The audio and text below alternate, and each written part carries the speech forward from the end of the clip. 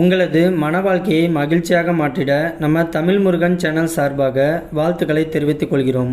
நம்ம சேனலில் போடக்கூடிய வரன் விவரங்கள் அனைத்தும் முற்றிலும் முழுக்க இலவசமானவையே. இந்த தகவல்கள் அனைத்தும் பெண் வீட்டாரின் முழு சம்மதத்தோடு பதிவிடுகிறோம். மணமகளின் புகைப்படமானது அவர்களின் பிரைவசி காரணமாகவே மறைக்கப்பட்டுள்ளது. இப்போ தான் நம்ம சேனலை ஃபஸ்ட் டைம் பார்க்குறவங்களா நீங்கள் இருந்தால் மறக்காமல் நம்ம சேனலை சப்ஸ்கிரைப் பண்ணுங்கள், லைக் பண்ணுங்கள், ஷேர் பண்ணுங்கள்.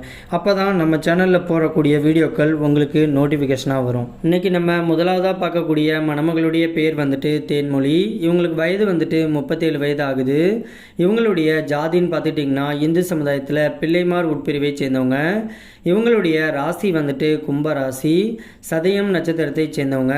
இவங்களுடைய கல்வி தகுதின்னு பார்த்துட்டிங்கன்னா பிஎஸ்சி வரைக்கும் படித்து முடிச்சுட்டு ஒரு கவர்மெண்ட் ஹாஸ்பிட்டலில் வந்துட்டு சீஃப் நர்ஸாக ஒர்க் பண்ணிட்டு இருக்கிறதாகவும் சொல்லியிருக்காங்க.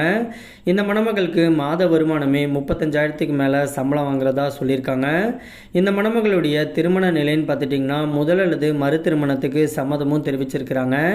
ஏன்னா இவங்க வந்துட்டு முதல் திருமணம் பண்ணி தன்னுடைய கணவர் கூட வாழ பிடிக்காமல் இவங்க முறைப்படி சட்டப்பிரகாரம் விவாகரத்து வாங்கிட்டு வந்துட்டதாகவும் சொல்லியிருக்காங்க.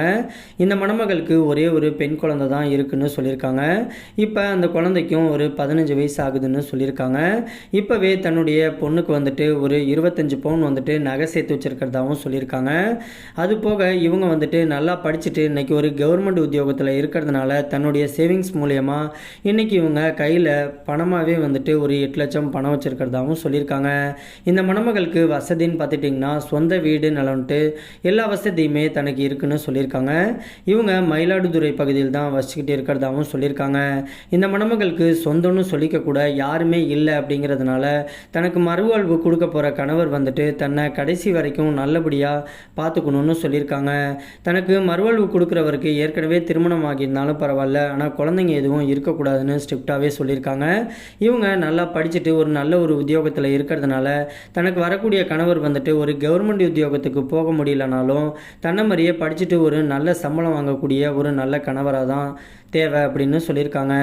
இந்த மணமகள் வந்துட்டு ரொம்பவே ரெக்வெஸ்ட் பண்ணி கேட்டதுனால இவங்களுடைய முகத்தை கொஞ்சம் மறைச்சி போட்டிருக்கோம்.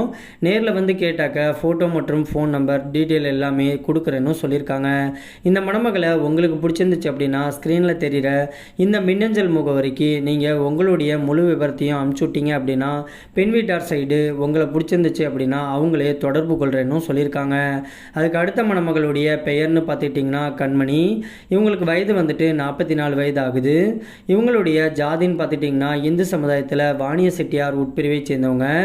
இவங்களுடைய ராசி வந்துட்டு சிம்ம ராசி, பூரம் நட்சத்திரத்தை சேர்ந்தவங்க.